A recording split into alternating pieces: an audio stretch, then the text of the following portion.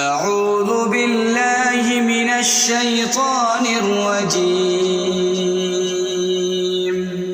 بسم الله الرحمن الرحيم. لا أقسم بيوم القيامة ولا أقسم بالنفس اللوامة. أيحسب الإنسان أن لن نجمع عظامه بلى قادرين على أن نسوي بنانه بل يريد الإنسان ليفجر أمامه يسأل أيان يوم القيامة فإذا برق البصر وخسف القمر وجمع الشمس والقمر يقول الإنسان يومئذ أين المفر كلا لا وزر إلى ربك يومئذ المستقر ينبأ الإنسان يومئذ بما قدم وأخر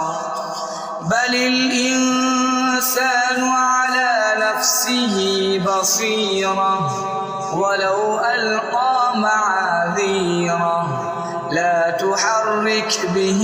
لسانك لتعجل به إن علينا جمعه وقرآنه فإذا قرأناه فاتبع قرآنه ثم إن علينا بيانه كلا بل تحبون العاجلة وتذرون الآخرة وجوه يومئذ ناظرة